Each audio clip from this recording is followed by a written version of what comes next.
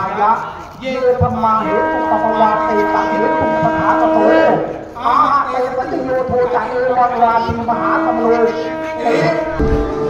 ตาสวยน้องสักกาอาจารย์ป๊อปพระศรีวลี 24 ชั่วโมงนำพาทุกท่านเข้าสู่บรรยากาศงานพิธีไหว้ครูจัดขึ้นปีละครั้งพิธีไหว้ครูวัดลำกระดานปีพุทธศักราช